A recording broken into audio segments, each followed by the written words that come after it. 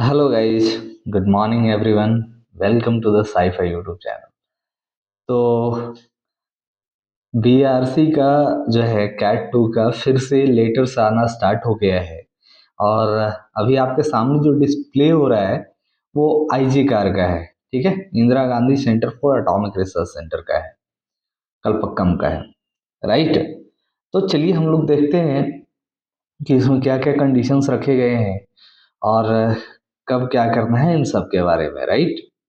तो देखिएगा, ये जो लेटर है आपको अभी मेल आया होगा 24 ऑफ द अक्टूबर को। ओके, कल। और आगे जो है बाई स्पीड पोस्ट इसी का आपको हार्ड कॉपी आ जाएगा। तो इसके लिए आप तैयार रहिए, रेडी रहिए, है ना। तो चलिए हम लोग समझ लेते हैं थोड़ा सा। तो ये जो आपका सिलेक्शन है वो एडवर्टाइजमेंट नंबर 3/2023/BARC के अकॉर्डिंग हुआ है। ठीक है, यहाँ पर आपको लिखा हुआ है। ठीक है, ये स्टाइपेंडरी ट्रेनिंग है, प्लांट ऑपरेटर में है। और फर्स्ट ईयर का जो स्टाइपेंड है 20,000 per month, and second year का जो स्टाइपेंड है वो 22,000 पर मंथ एंड प्लस 3,000 जो है बुक अलाउंस। वो सिर्फ 2 साल में एक बार मिलता है। अब समझ लीजिए, इसके अलावे आपको कोई भी अलाउंसेस वगैरह कुछ भी एडमिशनेबल नहीं होता है।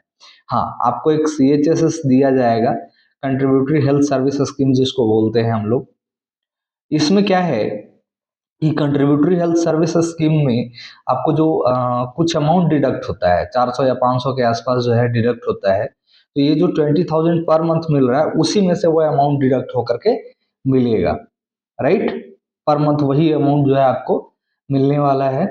ठीक है, इसके अलावा ये मत समझिएगा कि सर डी इस पर डीए मिलेगा और ये मिलेगा वो मिला, ऐसा कुछ नहीं है।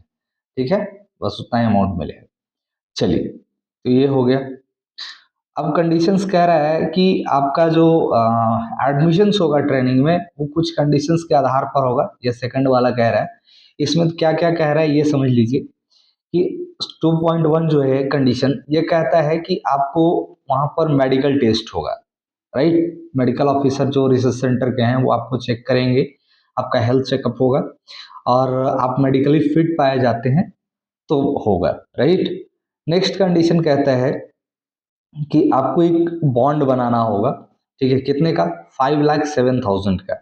इसमें इन द प्रिस्क्राइब्ड फॉर्मेट में।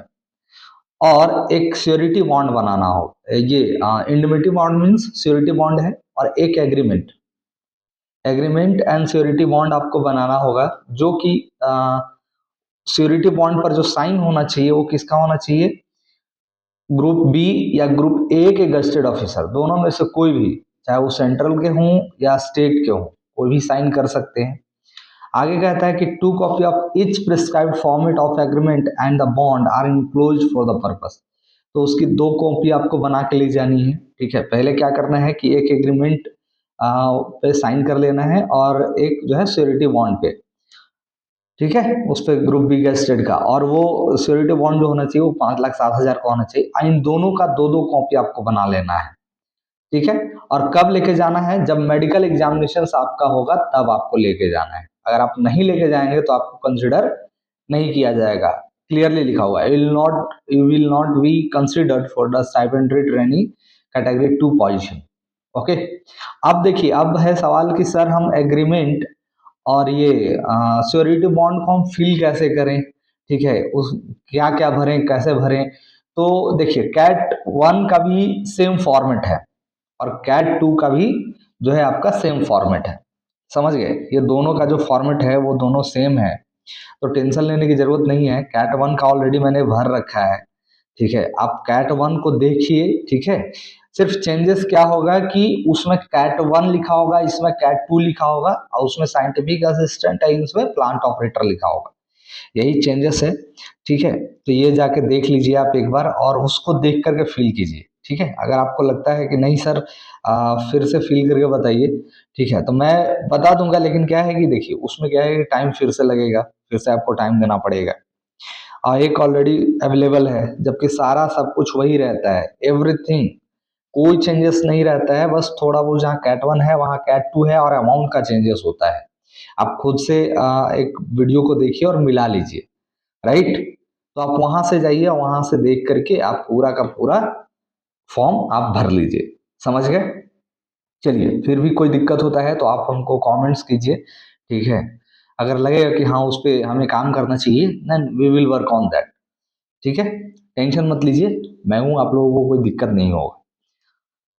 चलिए, नेक्स्ट कहता है कि आपको डॉक्यूमेंट्स लेके आने होंगे। तो डॉक्यूमेंट्स कैसे लेके आना होगा ये समझ लीजिए। आपको ओरिजिनल डॉक्यूमेंट लेके जाना है और वन सेट सेल्फ अटेस्टेड, मतलब वहां पर क्या कीजिएगा कि पूरा डॉक्यूमेंट ले लीजिएगा, पूरे डॉक्यूमेंट का एक सेट जीरोक्स करा लीजिएगा और जीरोक्स कराने के बाद उस पर लिखना है सेल्फ अटेस्टेड और नीचे साइन मार देना है, ठीक है। जो भी आपका साइन है प्रिंस कुमार, और फिर डेट लिख देना है, समझ गए। कोई दिक्कत नहीं है, डेट कोई भी डाल सकते हैं, आजकल किसी कभी कभी डेट डाल सकते हैं। अब डॉक्यूमेंट्स कौन कौन लेके जाना है ये चीजें थोड़ा सा समझ लेते हैं, समझ गए। तो डॉक्यूमेंट्स कौन कौन है ये बातें देख लेते हैं हम लोग। तो सबसे पहले हमारा डेट ऑफ बर्थ सर्टिफिकेट। तो डेट ऑफ बर्थ सर्टिफिकेट किसी बच्चे के पास होंगे, किसी के नहीं होंगे। तो जो 10th का सर्टिफिकेट है वो भी बर्थ सर्टिफिकेट के रूप में काउंट किया जाता है, तो चिंता करने की जरूरत नहीं है, जिनका है ले जाइए, नहीं है 10th का जो आपका सर्टिफिकेट है वो एनफ है। All educational certificate year wise, semester wise and sheet from class to class 10th onward. तो देखिए, जैसे मान लेते हैं कि हम 10th किए तो 10th में हमको क्या मिलता है, सर्टिफिकेट एंड मार्कशीट मिलता है। 12th किए तो 12th में हमको क्या मिलता है, सर्टिफिकेट और मार्कशीट मिलता है ना। आईटीआई किए तो आईटीआई अगर 2 इयर्स का है, ठीक है, अगर दोनों साल का आपको अलग अलग मार्कशीट मिला है तो दोनों साल का अलग अलग मार्कशीट ले लीजिए और फाइनल सर्टिफिकेट ले लीजिए, है ना। अगर आप ग्रेजुएशन किए हुए हैं तो 3 साल का आपको मार्कशीट मिलेगा और एक फाइनल ईयर का सर्टिफिकेट मिलेगा, तो वो ले लीजिए। अगर कोई ऐसा बच्चा है जो डिप्लोमा वाला भी अगर इसमें सेलेक्ट हुआ है, ठीक है, और वो ज्वाइन करना चाहता है, तो डिप्लोमा का पूरा 6 सेमेस्टर का मार्कशीट सर्टिफिकेट प्लस 10th का मार्कशीट सर्टिफिकेट, अगर 11th 12th किया है तो 11th 12th का मार्कशीट सर्टिफिकेट, आईटीआई है तो आईटीआई का मार्कशीट सर्टिफिकेट, ठीक है, जो भी है सब कुछ। उसके अलावा जो है टीसी मिलता है, जब हम पास आउट होते हैं उसके बाद हमको क्या मिलता है, टीसी मिलता है, तो टीसी भी लेके जाना है, ठीक है। उसके बाद देख लीजिएगा आपको एटेस्टेशन फॉर्म इसी मेल के साथ अटैच करके आया होगा, ठीक है। क्या आया होगा, एटेस्टेशन फॉर्म आया होगा, उसमें 2 स्पेशल सिक्योरिटी क्वेश्चन होगा और 2 अटेस्टेशन फॉर्म होगा, ठीक है। इसको फिल कर लेना है। अच्छा, ये कैसे फिल करेंगे, तो इसका भी जो है हमने कैट 1 के लिए वीडियो बना रखा है, ठीक है। फॉर्मेट सेम होगा, सब कुछ सेम होगा, ठीक है, सिर्फ कैट 1 कैट 2 करके लिखा रहता है और कुछ नहीं। हो सकता शायद ये एसएसक्यू में अभी ऐसा कुछ नहीं लिखा हुआ है, जो भी लिखना है आपको लिखना है। तो दोनों का दोनों सेम फॉर्मेट है, तो वो वीडियो जाके देखिए कैट 1 वाला ही, ठीक है। और उसमें सारा डिटेल्स बताया है मैंने, ठीक है। अगर फिर भी कोई दिक्कत होता है तो मुझे वीडियो में कमेंट्स कीजिए, ठीक है, सो दैट कि मैं उसको अंडरस्टैंड कर सकूं और जरूरत पड़े तो मैं बना सकूं। उसके बाद है 2 sets of agreement and indemnity bond. तो ये ऑलरेडी मैंने आपको बताया कि भाई agreement and surety bond, indemnity bond जो है वही श्योरिटी बॉन्ड को ही बोलता है ना।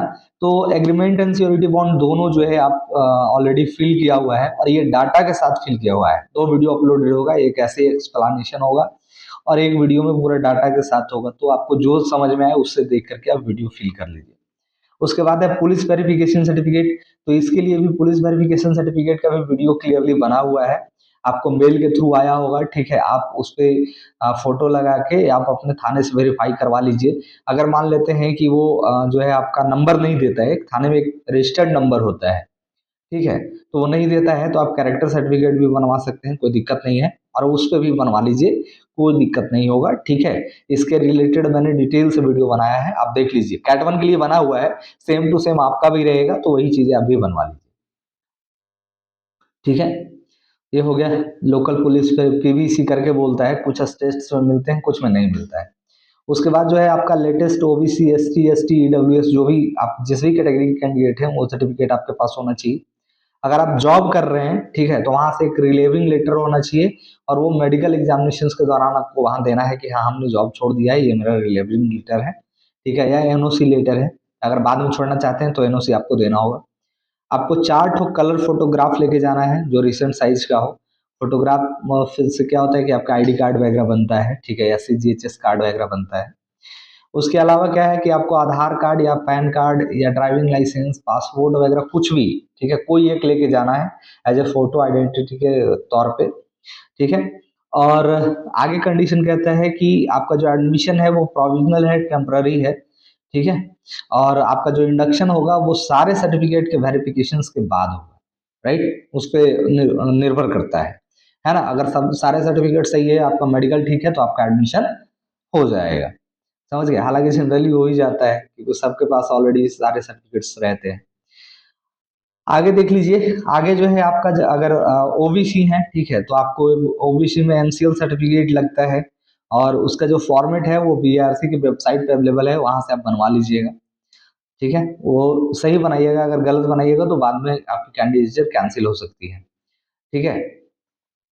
दूसरा है कि आप अदर सर्टिफिकेट, कम्युनिटी सर्टिफिकेट जैसे एससी एसटी हैं, ठीक है, ईडब्ल्यूएस है, तो वो भी आपका सही होना चाहिए।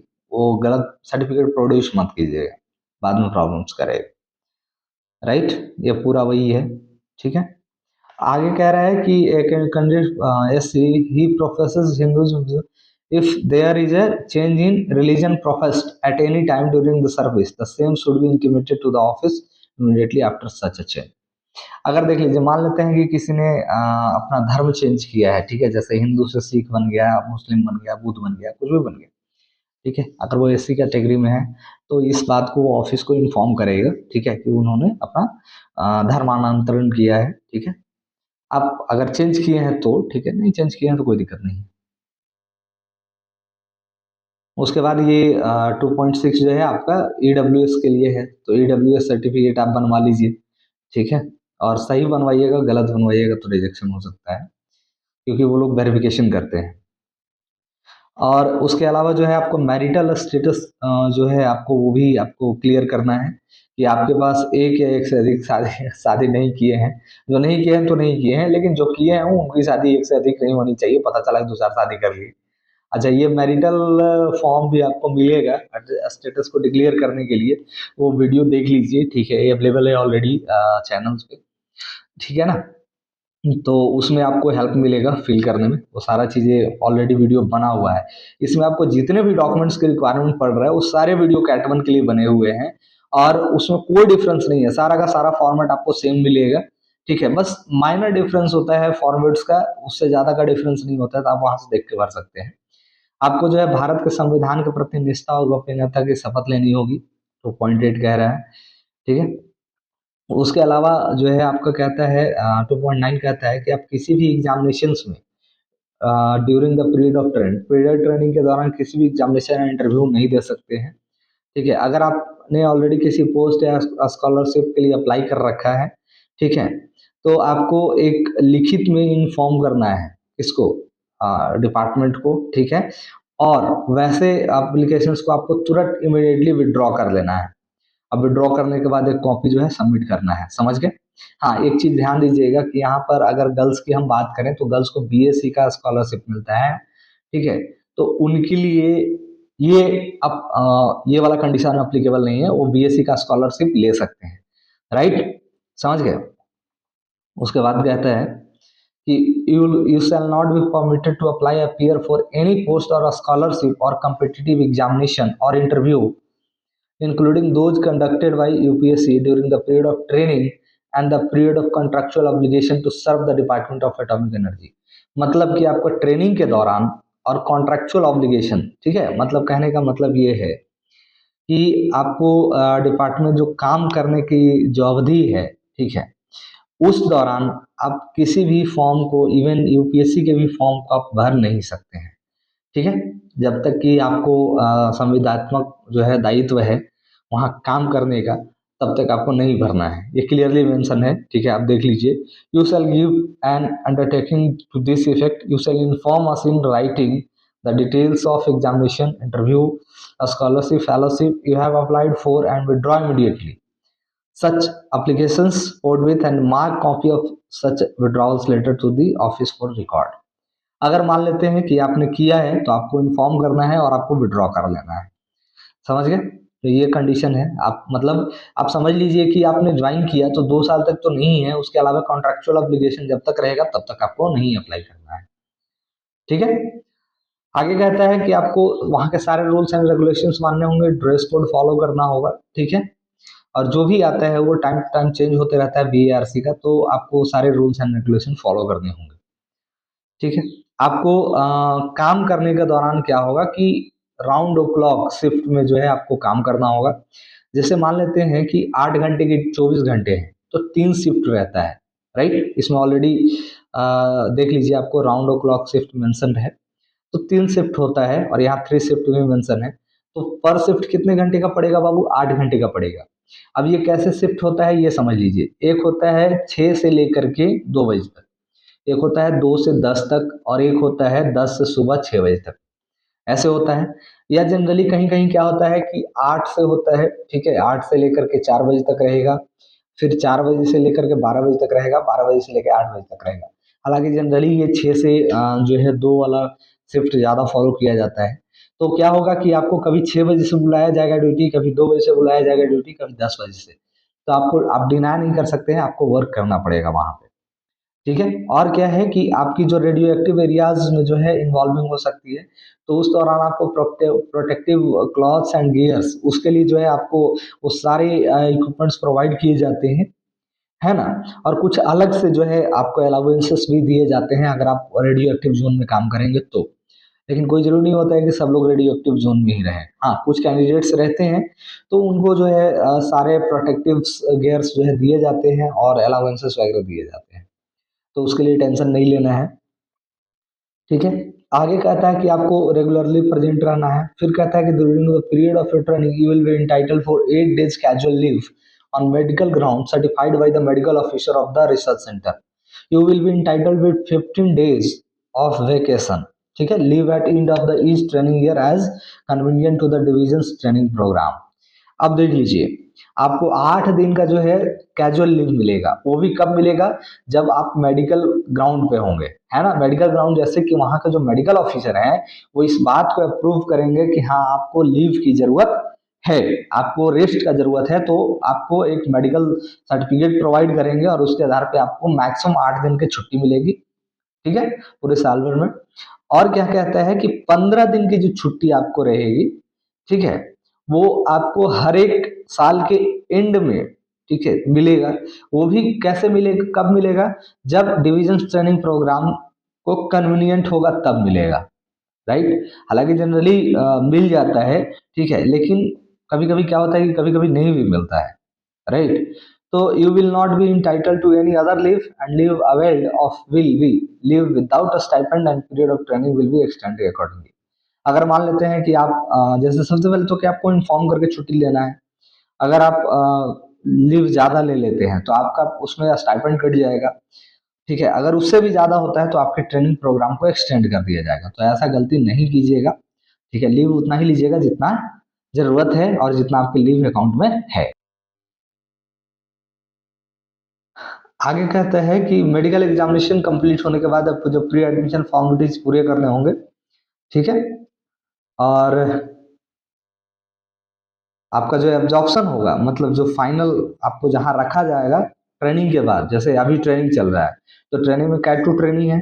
उसके बाद जब फाइनल ऑब्जॉर्प्शन होगा, जब आप प्लांट ऑपरेटर बनेंगे, टेक्नीशियन सी या बी में ज्वाइन करेंगे, तो आपको आईजी कार कलपक्कम में ही रखा जाएगा। देख लीजिए यहाँ पे लिखा हुआ है absorption after training will be at IGCAR Kalpakkam, है ना। तो ऑलमोस्ट वही होता है, जहाँ ट्रेनिंग होता है वहीं पर रहता है। कुछ कुछ बच्चों का ही जो है अलग होता है, लेकिन आईजी कार कलपक्कम में आप 99.99% मान के चलिए कि आपकी ट्रेनिंग जहाँ हो रही है वहीं पर आपकी पोस्टिंग भी होगी, ठीक है। आगे कहता है कि आपको ट्रेनिंग पीरियड के दौरान हॉस्टल शेयरिंग बेसिस पर दिया जाएगा, जो अवेलेबल रहेगा, ठीक है। अगर मान लेते हैं कि हॉस्टल वगैरह नहीं दिया जाता है, ठीक है, तो आपको ये लोग क्या करते हैं कि कुछ अमाउंट्स दे देते हैं, ठीक है। अच्छा, एक चीज और, इसमें कई कभी बच्चे पूछते हैं कि सर मेरी शादी हो गई है तो क्या मैं अपनी वाइफ को ले जा सकता हूँ या मैं अपने मम्मी पापा को ले जा सकता हूँ? तो नहीं, ऐसा नहीं है। ट्रेनिंग पीरियड के दौरान सिर्फ और सिर्फ आपको एकोमोडेशन के लिए दिया जाएगा। अगर आप ले जाना चाहते हैं तो उनको बाहर रखना होगा, ठीक है। बाहर आप रूम किराए पर लेके और रख सकते हैं उनको, समझ गए। लेकिन आपको साथ में वहां पे आपको एकोमोडेशन नहीं दिया जाएगा, तो ये चीज आप समझ लीजिए अच्छे से। उसके बाद है आपको 3,000 का बुक अलाउंस मिलेगा। अब ये बुक कौन से होने चाहिए? तो जो ट्रेनिंग से रिलेटेड है या जो बीआरसी से रिलेटेड है, तो वहाँ आपके जो ट्रेनिंग कोऑर्डिनेटर होंगे या जो भी आपके हेड होंगे वहाँ पर ट्रेनिंग के, वो उस बुक को अप्रूव करेंगे कि हाँ भाई ये बुक ट्रेनिंग से रिलेटेड है, ठीक है। तो आप मार्केट में जाएंगे, बुक लेंगे और बुक लेने के बाद आपको वहां से एक स्लिप लेना होगा कि हाँ भाई 3,000 रुपये का एक स्लिप दे दो, तो वो 3,000 का एक स्लिप दे देगा, मेमो दे देगा, और कैश मेमो ले जा करके जो है आप जो आपके बॉस होंगे, जो ट्रेनिंग लीड होंगे, उनसे अप्रूवल कराना होगा। अप्रूवल कराने के बाद जो है वो पैसा फिर आपको मिल जाएगा, राइट। वो फिर आपको सबमिट करना होगा सेक्ट फाइनेंस में, और वहां से फिर पैसा आपको मिल जाएगा, राइट। अब देख लीजिए आगे कहता है कि आपको कभी भी ट्रेनिंग के दौरान जो है निकाला जा सकता है, ठीक है। इसके लिए बिना किसी नोटिस के या बिना किसी कारण बताए निकाला जा सकता है। तो हालांकि ऐसा कुछ होता नहीं है, डरने की जरूरत नहीं है, आज तक ऐसा कभी हुआ नहीं है। हाँ, एक बैच के साथ हुआ है। तो एक बैच में क्या हुआ था कि पूरा का पूरा जो है फ्रॉड हुआ था, ठीक है। उन लोगों ने सेंटर मैनेज करके और एग्जाम दिया था, तो जिसके वजह से हुआ था, ठीक है। हालांकि इस बार तो ऐसा कुछ उम्मीद नहीं है, क्योंकि अगर ऐसा होता तो शायद चांस कम ही था, क्योंकि ये लोग जांच कर रहे थे, राइट। एनीवे, अगर कुछ ऐसा होगा तो आपको पता चलेगा, हालांकि चांस कम रहता है। उसके बाद है आपका सीजीएचएस, तो हेल्थ सर्विस। तो हेल्थ सर्विस जो है ट्रेनिंग पीरियड के दौरान आप सिर्फ और सिर्फ आपको मिलेगा, आपके किसी भी फैमिली मेंबर्स को नहीं मिलेगा। हाँ, ट्रेनिंग कंप्लीट होने के बाद आपके जो डिपेंडेंट होंगे, आपके मम्मी पापा भाई बहन, जो भी डिपेंडेंट है, ठीक है, बीवी, जो भी है, बच्चा जो भी है, सबको मिलेगा, राइट।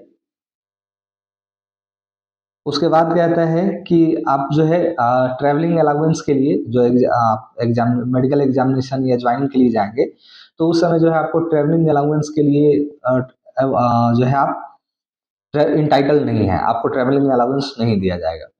अब इस ट्रेनिंग पीरियड के दौरान क्या होगा कि आपको लेक्चर्स होंगे, प्रैक्टिकल होंगे, प्रोजेक्ट वर्क होगा, इन प्लान ट्रेनिंग होगा, ठीक है।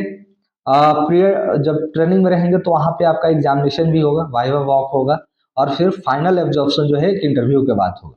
तो जैसे कि मैंने आपको पहले भी कई वीडियोज में बता चुका हूँ कि जो टेक्नीशियंस होते हैं उनका अगर परसेंटेज अच्छा होता है तो उनको सी मिलता है, लेवल 4 मिलता है। अगर उनका मार्क्स जो है इंटरव्यू के दौरान कम रहता है, कब कौन सा इंटरव्यू, जब वो फाइनल होगा 2 साल के बाद, जो फिर से एक इंटरव्यू होगा उसमें, ठीक है, तो आपको जो है टेक्नीशियन भी बनाया जाता है, लेवल 3 होता है। अच्छा, कई बच्चे ऐसे डर रहे होंगे कि सर फिर से इंटरव्यू होगा तो छाट दिया जाएगा, नहीं, ऐसा कुछ नहीं है। आज तक अभी तक ऐसा हुआ नहीं है, ठीक है। जो भी बच्चे रहते हैं उनका सिलेक्शन हो ही जाता है, ठीक है, तो टेंशन लेने की जरूरत नहीं है। उसके बाद जो है अगर आपकी ट्रेनिंग कंप्लीट हो जाती है, ठीक है, तो कंप्लीट होने के बाद आपको, ऑलरेडी मैंने बताया था आपको कि टेक्नीशियन बी लेवल 3 में होगा, ठीक है, जिसकी बेसिक 21,700 होगी, और टेक्नीशियन सी 25,500 लेवल 4 में होगा। तो इसका सैलरी वगैरह भी मैंने डिस्कस किया है, आप वहां से जाके देखिए कि टेक्नीशियन का कैरियर ग्रोथ क्या होता है, ट्रेनिंग में क्या होता है, ट्रेनिंग के बाद क्या होता है। ये सारा डिटेल्स मैंने वीडियो बना रखा है, आप वहां से जाइए, ठीक है। BARC का प्लेलिस्ट में आपको मिल जाएगा, उसका लिंक जो है मैं आई बटन में दे दूंगा, वहां से आप देख सकते हैं, ठीक है। उसके अलावा कहता है कि इसी पर, ये तो बेसिक हो गया, इस पर जो है आपको अलाउंसेस जो सेंट्रल गवर्नमेंट के लिए एप्लीकेबल होता है, डीएई के लिए, ठीक है, याद रखिएगा स्पेसिफिकली डीएई के लिए, क्योंकि डीएई के लिए कुछ कुछ रूल्स जो है जनरल सेंट्रल गवर्नमेंट से अलग रहते हैं, ठीक है। तो उसके अकॉर्डिंग आपको अलाउंसेस, भत्ते वगैरह, वेतन भत्ते मिलते रहेंगे, तो ये चीजें टेंशन नहीं लेना है, ठीक है। आगे कहता है कि complete the training to serve IGCAR or any constituent unit of DAE. मतलब ट्रेनिंग के बाद आपको 3 साल तक जो है आईजी कार में, ये कॉन्ट्रेक्चुअल ऑब्लिगेशन है एक तरीके से आपका, कि आपको 3 साल काम करना है। अगर आप 3 साल काम नहीं करते हैं तो जितना भी स्टाइपेंड मिला है वो प्लस इंटरेस्ट आपको लौटाना होगा, ठीक है, समझ गए। अब एक चीज ध्यान दीजिएगा, मान लेते हैं कि जैसे क्या होता है कि कुछ बच्चे दो ज्वाइन किए और 3 महीने के बाद छोड़ दिए, तो क्या उनको 5,07,000 लौटाना होगा? तो नहीं, ऐसा नहीं है, ठीक है। 5,07,000 किसको लौटाना होगा? जो बच्चे पूरा ट्रेनिंग कर लेंगे 2 साल का, ठीक है, यानी कि 24 मंथ का, और तब उनको 5,07,000 लौटाना होगा। इसके लिए 5 लाख 3 महीने या 4 महीने करके छोड़ते हैं तो नहीं लौटाना होगा। 3-4 महीने वाले के लिए क्या करना होगा? तो जैसे देख लो, 3 महीने तो पहले महीने कितना मिल रहा है? 20,000 मिल रहा है फर्स्ट ईयर में। तो 20 × 3 अब प्लस इसका रेट ऑफ इंटरेस्ट जो उस समय रहेगा 8 या 10%, वो आपको देना होगा। मतलब कि 60 से 65 हजार रुपए के आसपास जो है आपको अमाउंट उनको रिटर्न करना होगा, अगर 3 महीने में छोड़ते हैं तो। उसी तरीके से 4 महीने में छोड़ते हैं तो 80,000 प्लस रेट ऑफ इंटरेस्ट से जो अमाउंट बनेगा, जो इंटरेस्ट बनेगा, वो आपको देना होगा, है ना। तो इस तरीके से रहता है, तो टेंशन नहीं लेना है। अच्छा, आपका अपॉइंटमेंट जो है फिलहाल अभी टेम्पररी है, ये परमानेंट हो जाता है एब्जॉर्प्शन के बाद, ठीक है, जब आप अपना ये प्रोबेशन पीरियड कंप्लीट कर लेते हैं उसके बाद, ठीक है। ये 1965 के रूल्स के अकॉर्डिंग है।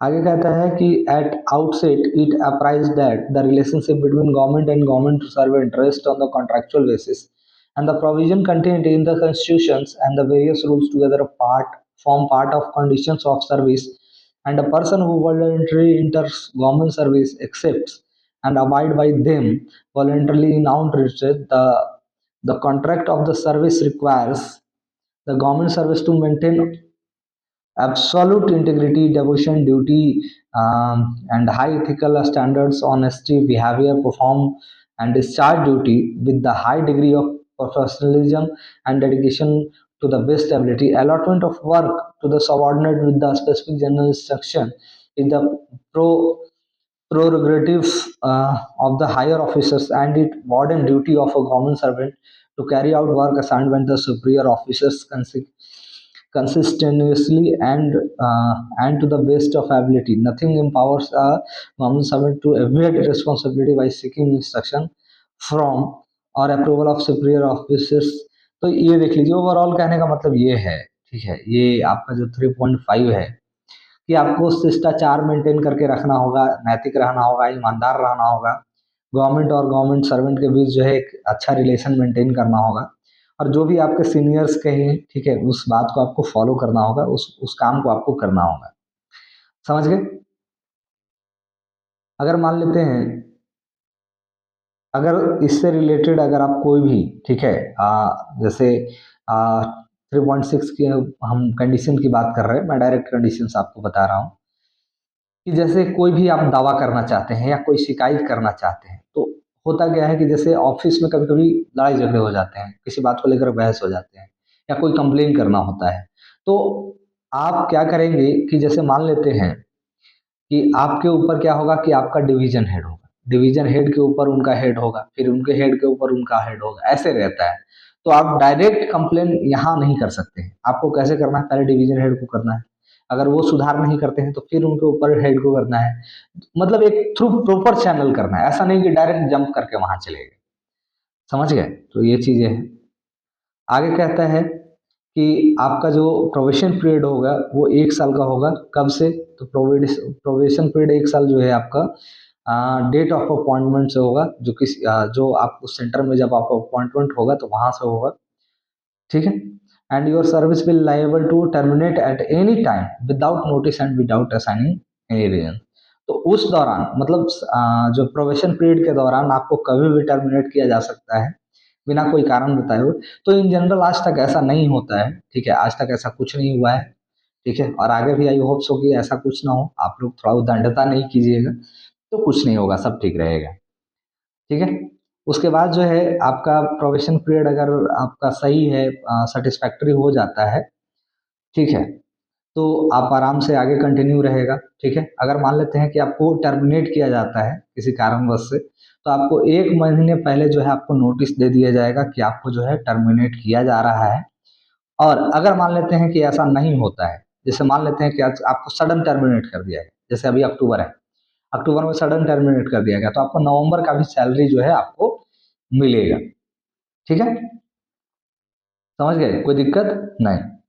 चलिए, अच्छा, अगर मान लेते हैं कि कोई बच्चा अगर वो देना चाह रहा है, ये पूरा का वही कंडीशन है, मैं जस्ट समझा दे रहा हूँ, ठीक है, क्योंकि पढ़ने में टाइम लग जाएगा। तो अगर मान लेते हैं कि कोई बच्चा रिजाइन देना चाह रहा है, तो उसको 1 मंथ पहले जो है आपको नोटिस देना होगा कि हाँ, हम सर अब रिजाइन करना चाहते हैं, हम अब यहाँ जॉब नहीं करना चाहते हैं। तो 1 महीना जो है नोटिस पीरियड आपको रहेगा। समझ गए? ये हो गया। उसके बाद होता है कि इसमें देख लीजिए क्या कह रहा है कि induction training is to be undergone by all direct recruit is joining the Department of Atomic Energy prescribed in the Department of DOPT OM number this. According, you will be required to undergo mandatory training for a period decided by the department. तो देख लीजिए, इसमें आपको training mandatory है, ठीक है, बहुत जरूरी है, आप डायरेक्ट एब्जॉर्प्शन से नहीं हो सकते हैं, ठीक है। You will posted to work IGCAR Kalpakkam but the appointment carries with the liability to serve any part, ठीक है। आपको ट्रेनिंग यहाँ दिया जा रहा है, ठीक है। आईजी कार कलपक्कम में जो है आपका अपॉइंटमेंट होगा, ठीक है, लेकिन आपको किसी भी डीआई यूनिट में कभी भी काम करने के लिए भेजा जा सकता है, तो ये चीज़ आप समझ लीजिए, ठीक है। उसके बाद कहता है कि सीसीएस रूल जो रिवाइज रूल्स है 2016, तो इंक्रीमेंट जो होगा आपको सेकंड डे ऑफ जनवरी होता है और फर्स्ट डे ऑफ जुलाई होता है, ठीक है। और जो इंक्रीमेंट जो रहता है वो मिनिमम 6 महीने का जो है सर्विस पीरियड आपको कंप्लीट करना होता है, तब इंक्रीमेंट लगता है, तो उसके बारे में है, ठीक है। आगे कहता है कि आपको हिंदी का ज्ञान प्राप्त कर लेना है, 3.12 जो कंडीशन है।